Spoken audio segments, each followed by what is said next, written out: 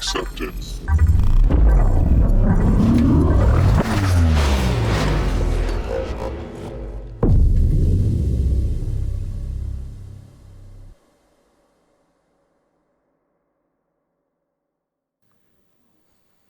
Okay.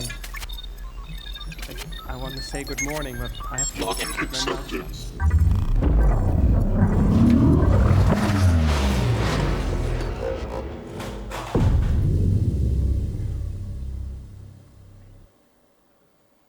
Yes, good morning. I should learn to not talk through the opening teaser video. I'll try to remember that for the next time. So, welcome to the second day of Devoxx Poland. My name is Hanno, this is my coworker Peter, and today we want to talk to you about pattern matching, an exciting new feature in the past versions of Java and also in a few future versions of Java. And we'll take you through the past, the present, and the future of the many features that are related to pattern matching. So about ourselves, my name is Hanno, I work in the Netherlands for info support as an IT consultant. Also, I enjoy speaking at conferences, writing blog posts, contributing to the Java community, and I like playing the guitar in my spare time, but sometimes I get to do both, like on this picture at Devoxx Belgium. Oh, thanks. So my name is Peter Wessels. I also work at info support, also as a teacher, an IT consultant, as a conference speaker. And I'm really into pattern matching and domain-driven design. So if you're up for that, let's meet up in the hallway. But before we go into the interesting stuff, we want to know from you. So raise your hands if you are running Java 8 in production. Cool. Then you have a lot to. Then we have a lot of new features that we can show to you, which you might use if you migrate. So Java 11. Okay. Java 17. Ah, look. Cool. Like 25%, very good. And who of you are running Java above 17 in production? Ooh. Cool. So you're the daredevils. Yeah, daredevils. Very Cool. good. Good for you. Cool.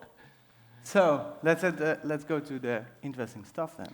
Yeah, this gives us a good idea of how much time we should spend on features that, for example, were published in Java 14 or Java 15, so thank you for that. The question we want to answer today with each other is this a very small enhancement that just gives us a tiny bit of new features and just saves us a few seconds each day, or is this a major feature that is very important and will shape the language in the near future? And we'll get to the answer near the end of the talk. So the first instance of pattern matching was pattern matching for instance of in Java 14. Is there some of you have used this already, pattern matching for instance of? A few of you? Okay, thanks.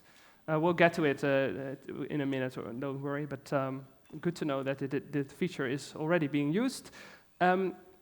The demos that we are showing you today, we wanted to pick a good domain, so we picked a music store. We created this talk, I think, during the pandemic, and I, as a musician, was very sad that I wasn't able to visit physical music stores in the time because they were all closed.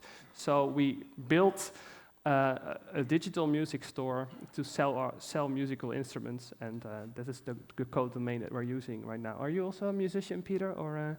I played the guitar for 8 years, and I was a DJ while I was the student. Oh, he was a DJ, very good. Well, of course, music stores also sell DJ sets, right?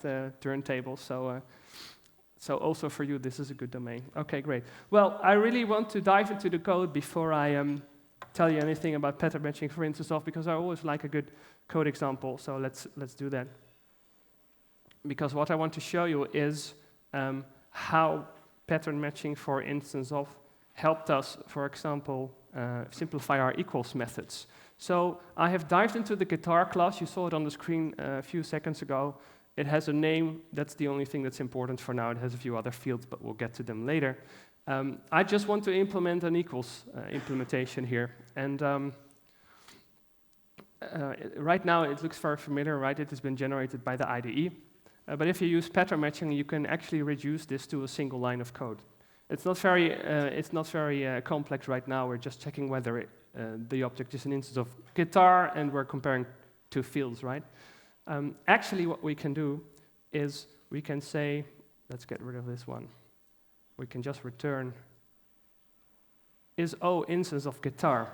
Other, this is pattern matching for instance of, right? And just Boolean end expression, and we can leave the rest. So this is what we call a type pattern, and when actually O is an instance of guitar, then this variable gets populated, and it is reachable for the rest of the code, and in this case also at the right-hand side of the Boolean expression, because we only get here when the left-hand side is true, so we can access the specific guitar fields right here, because this is a guitar, and in this way our equals method can be reduced to a single line of code. I really like that.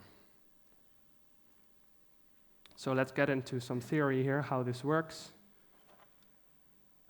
Like I said, a type pattern is a predicate that specified a type along with a single binding variable, and it looks a bit like a variable declaration, which is on purpose.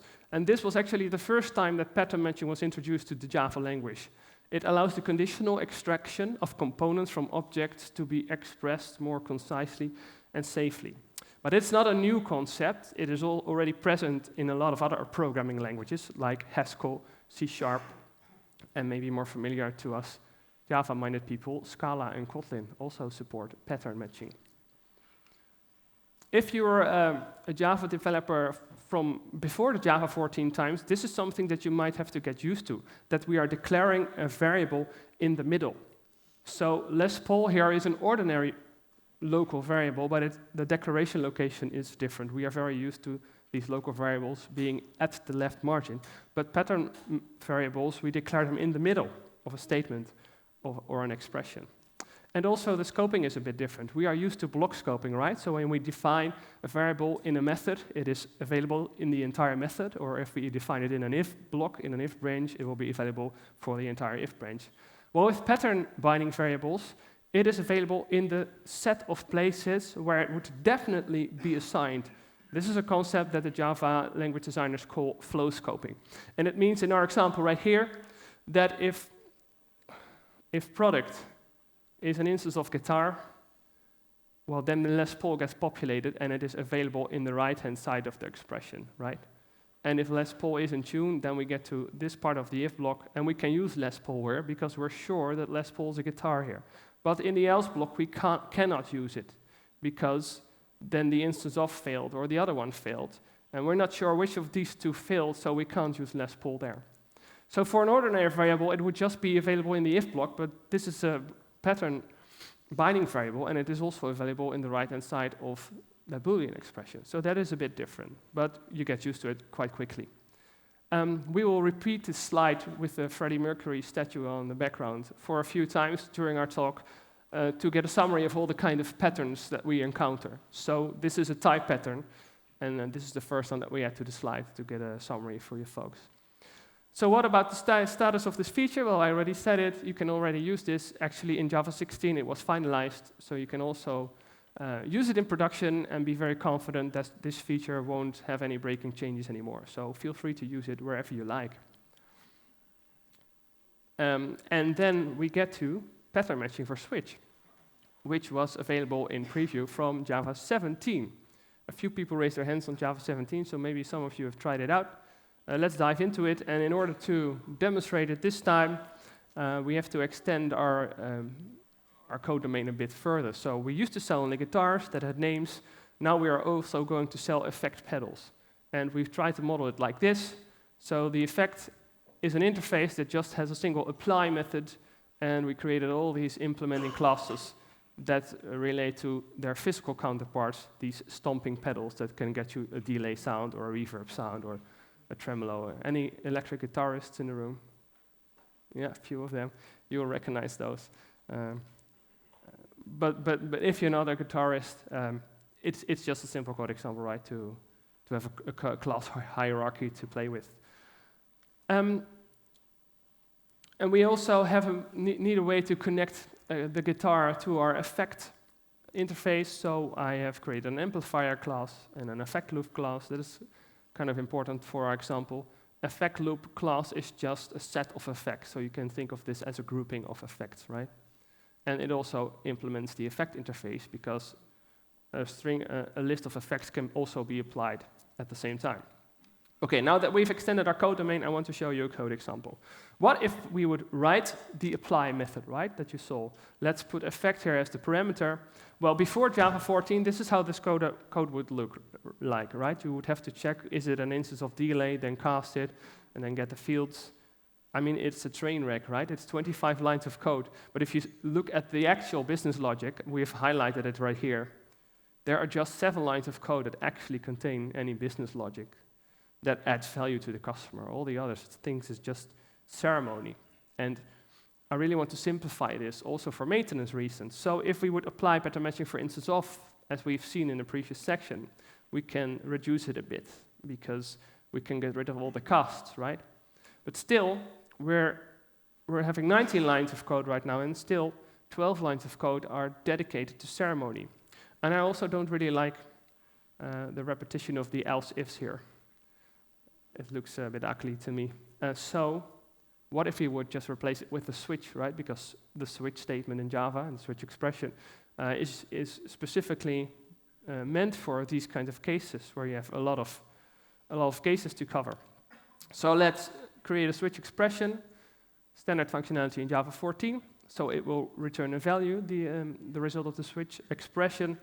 Let's implement the default branch for any effect that will be unknown to us, and let's add a few branches one at a time for all the effect implementers. Finally, the effect loop, that is just a call to apply for all effects in the list, right? And when we, complete the switch expression, we are now down to 11 lines of code with 7 lines of business logic. That is a much better business logic to ceremony ratio, right, than we had in a previous example. So in this case, I think pattern matching and pattern matching for switch really streamlines our code. And I really like that.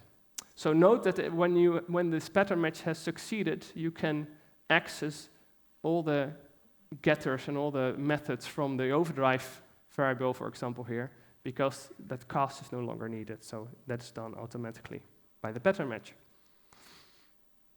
A question you might have for this example is, you said in your class hierarchy that there was an apply method to the effect interface. Why didn't you just implement that method, right? Actually, the interface mandates it that you implement it, so just use the type system. And of course, that's a very valid solution. But we wanted to show pattern matching, and if you use class hierarchies, well, you can't really show it. But there is another reason for it, a more sensible reason.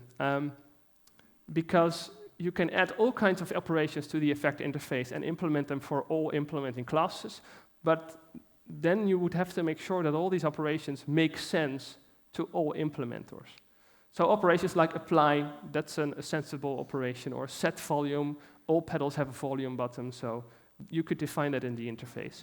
Or maybe contains, or that might maybe be very specific to the effect loop. But I can also think of a few operations that just make sense for a few implementers. Like, for example, the method is tuner active, or the method is my delay time equal to my reverb room size. Those are properties from 2 different pedals. The effect interface doesn't know anything about them, and there are only 2 pedals in your entire interface hierarchy that can answer that question. Is my current tone suitable to play Pride in the Name of Love by U2? Well, the effect interface doesn't have a clue whether the current tone is suitable. You would have to gather all the information from all the effect pedals to get an answer to that question. And this category of operations is very well suited for pattern matching because you can just implement them for a few of the effect implementations, but you don't have to implement it for all of them. And I think before we had pattern matching, we would solve this by using the visitor pattern from the design pattern King of 4 book, but that also includes a lot of ceremony. You would have to define visitors for every class that you are supporting, and with pattern matching, you don't have to build up all these hierarchies and the extra visitor code. So I think it's a very elegant way to do this. And to come back to this example, this method would make a lot more sense if it was static and we would pull it out of the hierarchy and we could just call it as a pure function and put it anywhere in our code. Actually, we could just make a separate class with operations and we could just pass the effect here and we wouldn't have to tie anything to interface or class hierarchies. So let's summarize some benefits of this part of pattern matching. No need for the visitor pattern, like I already explained. We get a single expression instead of many assignments in the if-else-if case. It is very less error prone because you just have to add a single line to support a new effect implementation. It is definitely more concise, like we saw in the previous examples. And Peter will get to this in a few minutes, but it can also be safer because the compiler is able to check for missing cases. What is the behavior here when effect is null? Well, traditionally, switch statements that switch over null always throw a null pointer exception, right? And if you wanted to prevent this, you would have to deal with the null case in a separate if branch before you return here. But we really want this switch expression to be concise.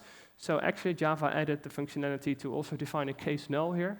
And you can even combine it with the default case if you want, so that you can handle that separately. You can also still separate the case null and the default if you want. But this enables us to also make sure that we can handle specific null cases elegantly. We don't have to add any if statements or something. Well, then we get to guarded patterns, and this is also something that I'd like to show you in my IDE. So let's return to the IDE. Let's see for the effect applier here. So this is the exact same example that we had on the slide, right? And the case that I'm trying to address right here is we've got case tuner. Well, as you all know, if you have a tuner pedal in your effect setup, when you activate the tuner, the sound is muted, right? Because the guitar player wants to tune his or her guitar. And it doesn't really make sense to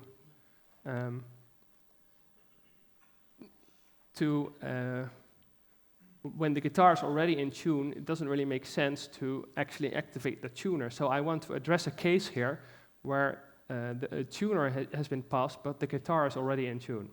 And we can actually extend pattern, the instance of pattern here, with a guard pattern. And we use the when keyword for that.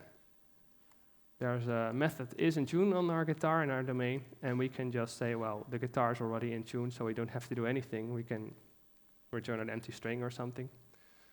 The specifics, I'll leave them up to you. You can play with our code example later. There's a GitHub link on the final slide. But this actually gives me the behavior that when the guitar is in tune, we won't do anything. And when the guitar is out of tune, we'll automatically get to this one. So these two branches cancel each other out. And this means that we can add this behavior like this. You can also, if you don't really like this return value, what you also can do, I think this is actually the example we have on the slides, is negate this expression like this. Maybe a bit cleaner. Just have the tuner active when the guitar is not in tune, and when it is in tune, you don't really have to do anything, although probably it will end up in the default branch in this case. But I just thought, let's add it, let's negate it so that it is in line with the slides, because when we return to the slides, we'll see that that is the example that we've chosen there, right? When the guitar is not in tune, then it is in need of tuning, and you have to activate the tuner pedal. And one of the main reasons for Java to start supporting guarded patterns like this is, well, if we wouldn't support guarded patterns, we would have to solve it like this. If the case, if the past effect is a tuner and the pattern matches, then we would have to nest an if statement in there and get two more code branches that potentially can be executed. You have to cover it in tests again, and it also is not very concise, right? And the entire objective, the entire aim of pattern matching is to get more concise code with the same logic. So it wouldn't really make sense to have everyone revert back to this. So that is why guarded patterns were added. Enum constants, hot off the press. Java 21 is scheduled for later this year, September, and this is an addition to the pattern matching for Switch Java enhancement proposal, the JEP. You are able to also specify enum constants. So in this case, we've got an apply method, and we created an enum called autotune. This must also be very cool for DJs to use, right? And it's also an effect, but it has just two static values, articulator and choir. And we could just say here case autotune, and we could handle all autotune implementations here, but we can also provide different implementations for the articulator effect, which puts emphasis on every word, apparently, or the choir autotune effect, which just generates an entire choir behind you. I'm not sure I'm a musician, so I have never used auto-tune, but we had to add an example, right, that fitted our code domain, so here we are. So a really cool thing about this feature is that it's still being extended, right, in the multiple preview phases, and I really like that. So let's update our summary slide. It's a kind of pattern. This time we've encountered a garden pattern, and it looks like this. And what about the feature status? Well, pattern matching for Switch, exciting times. It has been in 4 preview stages until now. And this year in September, it will finally become final. So that means that no breaking changes will be added, and you can safely use that in production if you want. Exciting times, right? And it's about to get more exciting because Peter is going to take us through deconstruction patterns. Yes. Peter.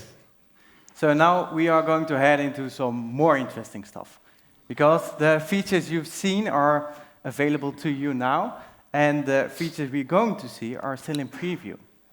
So we have to give this disclaimer, because the following features are still in preview, and the syntax and implementation specific may still change.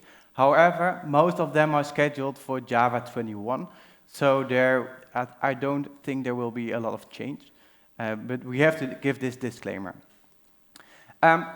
So, deconstruction patterns. So, if you are familiar to JavaScript, for example, you know the construct of deconstructing an object. And what I mean with deconstruction is that you directly gain access to the internal fields of an object. So, if we look at the switch expression as we have seen before, and we introduce a deconstruction pattern, it looks like this. It looks like a bit of the opposite of a constructor, and it is a deconstructor. And what has changed now is that we don't have access to the entire object anymore. We gained access to its internal field gain.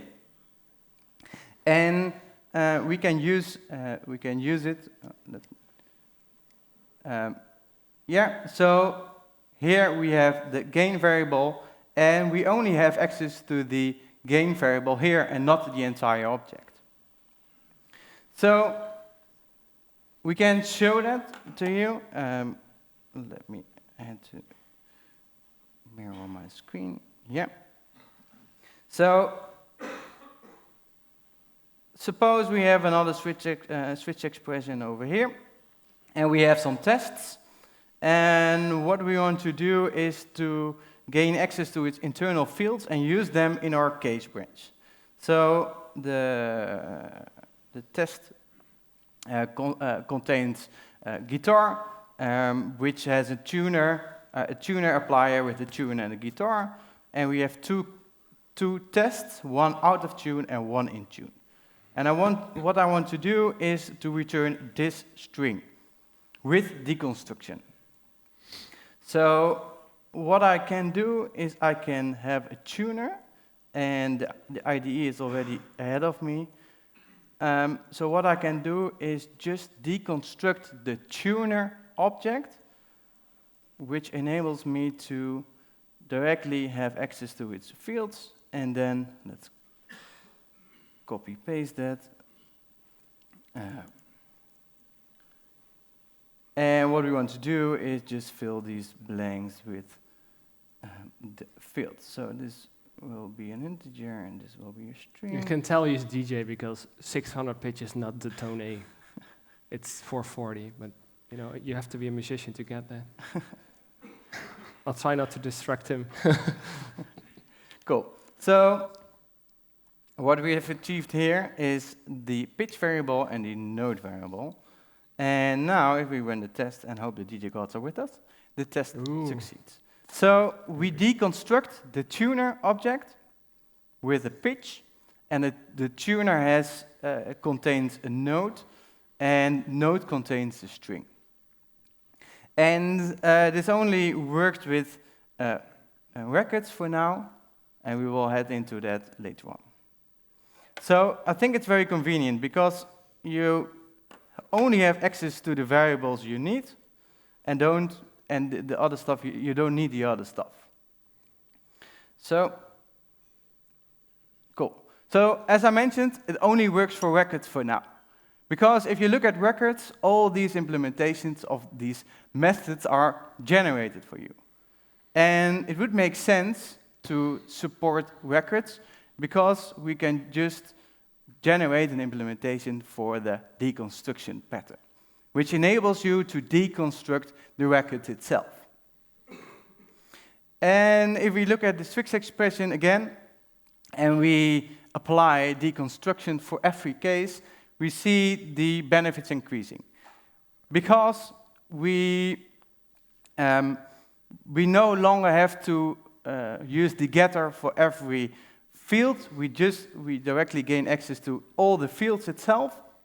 And sorry about the alignment, we were a bit too lazy to fix that, but you see what I mean now. And it's a bit like going to the supermarket. You don't go in the supermarket, buy an apple, go out, and go in again to buy a pear. You go into the supermarket, buy an apple and a pear, and head out. It's a bit like the same. So, the interesting stuff about all these patterns is that we can combine them in very powerful logic. So, suppose we want to check if the delay time is equal to the reverb room size, of the room size of the reverb of an effect loop. What we can do is check if the effect loop is an instance of effect loop, and if it can be deconstruct as a delay and a reverb, and we directly gain access to its fields, and if that's the case, we can do the equality test. So that's really powerful, and we tried this check with streams, and it looks a bit like the train wreck. And we also tried the imperative approach, and that didn't even make the slide, so go figure. Cool. So maybe you use var in your code. I use var when it's very obvious what the type is of your object, with what it returns. And in the future, you may also have var patterns. And you see here, we defined an integer and a string. And what we can use with var patterns is that we, instead of defining its type explicitly, the compiler can invert the type of your field. So that's very convenient. So the benefits of deconstruction patterns: you have better encapsulation. The case branch only receives the data that it actually references, and it's more elegant logic, as we've seen in the example, by composing all these patterns. So very powerful stuff. So it's another kind of pattern. We call it a deconstruction pattern, and actually the JEP calls it a deconstruction pattern as well. And the var pattern, as I've shown you. So deconstruction patterns, we are very excited if you hear it, are final in Java 21. So you can use it if you are migrating to Java 21. And that's the same for var patterns. So pattern matching plays very nice with seal types. So who of you use seal types in their code? Just one. Two? Okay, cool. Maybe I convince the others. Because if you look at our switch expression, it combines all these implementations of effect. But what if we add a new implementation of the effect interface? Then we don't know if what the behavior is of this switch expression. So maybe if you implemented another effect interface, you didn't know this switch expression existed, and then it returns to the default branch. But maybe you want to have some other behavior in this switch expression for your newly introduced effect interface implementation. So what we can do is we can make this interface sealed. We only define the implementations of this effect. And now, if we introduce a new implementation of effect, the compiler won't compile code. So this is much safer, because now the compiler tells us, hey, you have a new implementation of effect, and you need to have a new case branch, or the default branch will be accessed. And in this case, we can leave out the default branch. So now the compiler will tell us you need to have a new case branch. So to summarize, it's much safer if you seal your interfaces, because the compiler will tell you, hey, you need a new case branch for this. Seal types are already final in Java 17, so you can use them if you're on Java 17. Exhaustiveness are final Java 21, so very interesting stuff. So let's step even further. Future expansions. So here be dragons. This is the disclaimer ++, because the new features, these new features are documented in draft documents, and these change all the time. But we want to show you, we want to give you some insights in some upcoming stuff. So one thing they are thinking about is unnamed patterns, and if you can remember the example, we use the var keyword here. But what we can also do with unnamed patterns is just provide an underscore, which tells the compiler, hey, I want to match for 2 variables, but I don't want to bind any variable to the first one. So now, if you don't use the name, because we don't use it in the equality test, then we can just leave it out and make it even more readable, I think. So an unnamed pattern, just an underscore, very easy. And it's in preview in Java 21, so it may still change in the upcoming Java versions. Cool. So primitive types in patterns. So as you remember, we have access to its internal fields, like the integer time in millisecond, but we match for an object, for a record in this case. However, with primitive types in patterns, we can do this. We can match for integers in our switch expression. And in this case, we match for the room size, which is just an integer, and depending on the room's size, we return a different string. And we might also can match for an integer itself. But where it becomes very interesting if we combine this primitive type matching with guarded patterns. So in this case, if you do this in the imperative approach, you would get an if-else construction, and this is much more readable, I think, and it will become available when primitive types will be available for you to match in switch expressions. So this is the really interesting stuff, because this isn't available to you, but it's documented in these draft documents. We will deliver you the slides on our Twitter, and then you can click the link and read it for yourself. There are also some thoughts about using patterns in enhanced fors. In this case, we can use the delay in the for loop, like here, and we can use the delay in the for itself. So this is also they think about, and we can use deconstruction there. Cool. So very interesting stuff. But why are we doing this, Hanno? Well, we're doing it because it's fun, and because it gets our code a lot more concise than we've done before. But as we researched the various instances of the pattern matching features, we started to realize that actually there is direction to this feature, right? The Java language designers really want to go somewhere with this feature, and you can also see it in the release schedule of the JEPs that we saw, so record patterns and pattern matching for switch. One of those JEPs had like 4 preview stages to be able to get it to final together with the other JEP, because there was so much overlap between the two JEPs.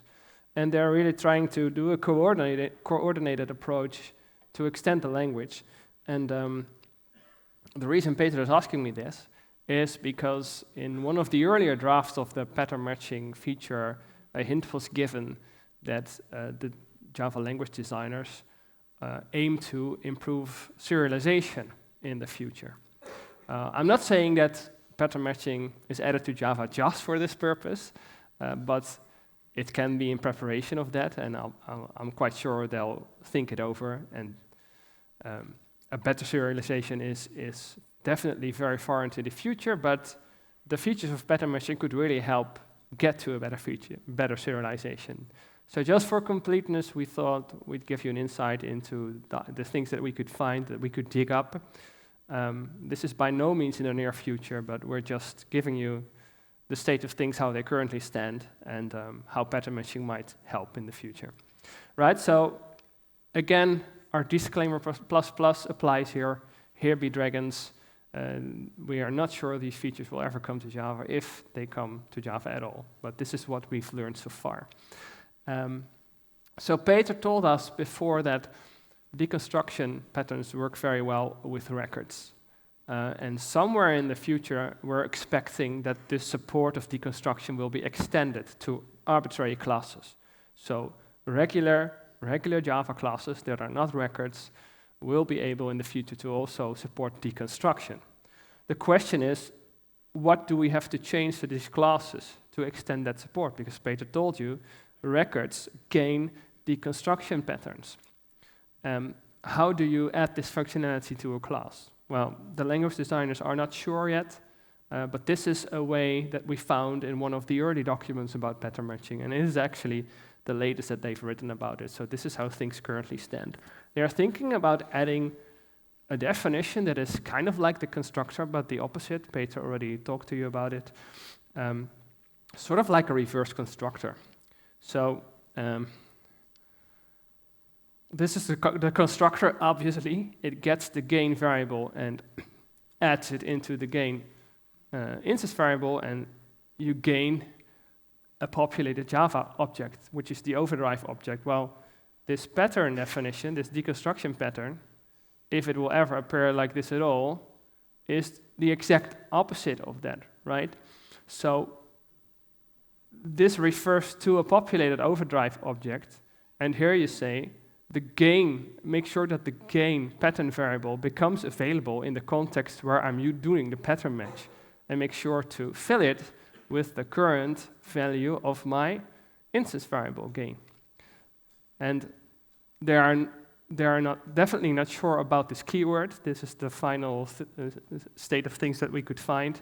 So maybe they will call it something else, or maybe they'll come up with a different syntax.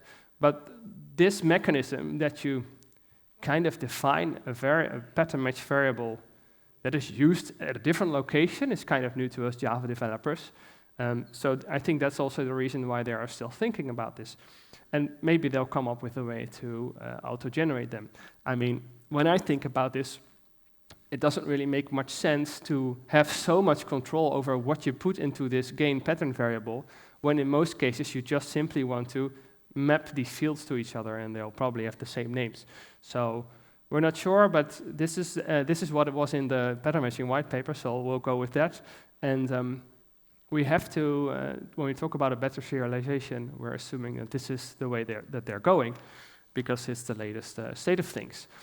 And like we saw before in the talk, deconstruction patterns and constructors are kind of each other's opposites, right? So a deconstruction pattern transforms a populated object into a set of typed fields, and the constructor obviously does this the other way around. And this is an important observation when we think about serialization. So trip down memory lane, serialization, it really helped Java gain popularity in the late 90s due to its application in remote method invocation, for example. But there are very few people that like the current implementation of serialization. I was at a talk by Java architect Brian Guts a few years ago, and he had a picture in his slide deck of Gollum from Lord of the Rings, and it said, even Gollum hates serialization. And why does Gollum hate it? Why do we all kind of hate it? Because there are a few drawbacks. It undermines the accessibility model. You could define a variable in your class, and you could make sure that it's private, but serialization is just able to fill that field with a certain value based off a serialized version of your class. The logic itself is not readable code. When you implement the serializable interface, all it says is this class is able to be serialized, but that code is hidden somewhere, in the Java sources. And of course, you can override that behavior, but most people don't, so you can't really read that code. You can't cover it in your tests. You can't put it to static code analysis. So that's not really good. And it also bypasses constructors and data validation because serialization doesn't use the constructors to get to a new instance of a class. But using patterns could improve the situation. So let's imagine we are able to, classes are able to be deconstructed, like I showed. How could we improve serialization? Well, for example, like this, we add a pattern definition that is able to serialize our object. In this case, I've chosen the effect loop class. It has a name and it has a set of effects in this case.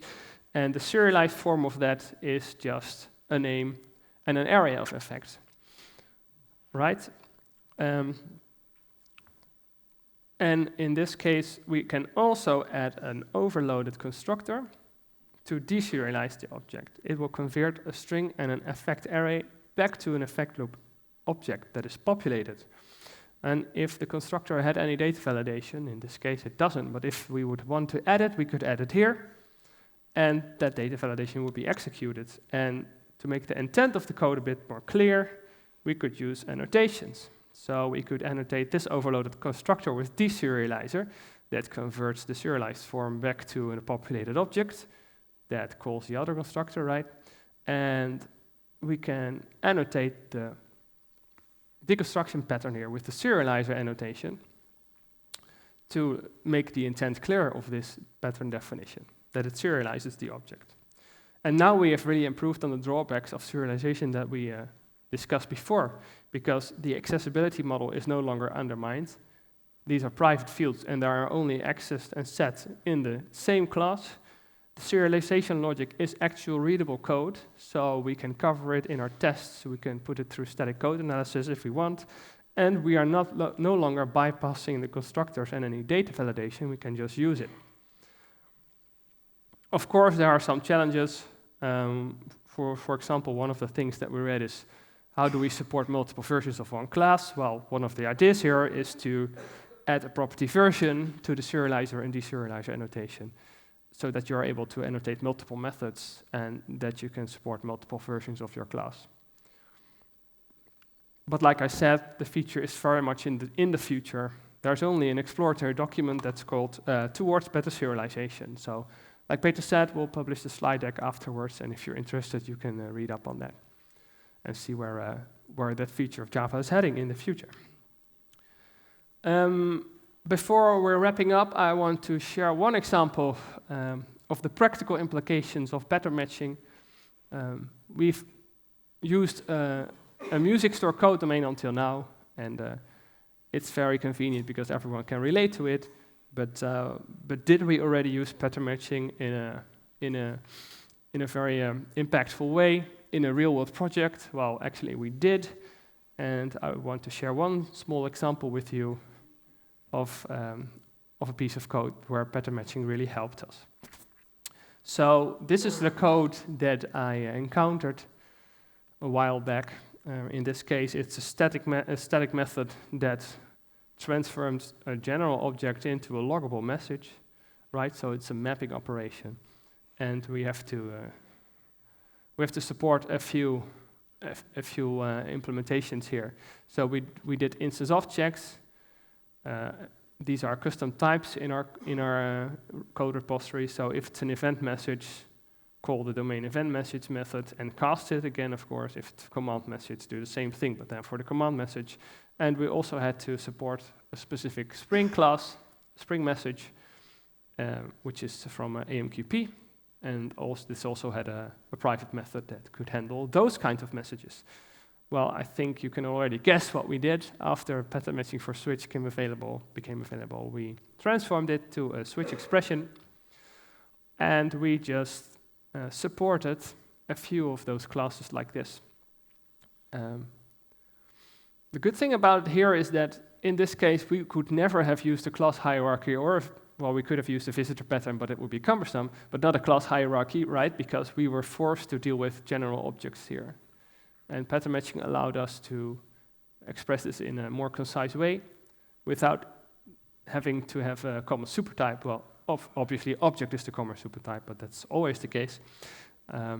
If it was our own object and we would have control over it ourselves, we would probably have made sure that it was a sealed type, but of course we can't make object a sealed type. That would break a lot of things, so let's not do that.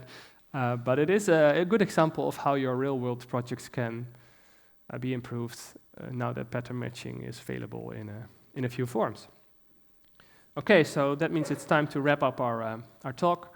We think, and we hoped we were able to show you also that pattern matching is a very rich feature arc that plays out over several versions. The first installment allowed us to use type patterns in instance of, which reduces the ceremony of such code. And the second installment brought us patterns in switch. Now, currently, deconstruction patterns on records are also available, which makes destructuring objects as easy as constructing them, and also more similar to that process. We think together with the related features of the records and sealed classes and all the plans that are in the future, we think pattern matching holds the potential to simplify and streamline much of the code rewrite today. And that is why our only conclusion can be that it's not a small enhancement, but a major feature. That's very interesting to keep track of. So that leaves us with our information. You can follow us on Twitter or Mastodon if you're interested in the things we do. We will share the slides also there, but it's also now on our final slide. Thank you for your attention, and I think we have a few minutes for any questions if you might have any, so feel free to ask. Cool.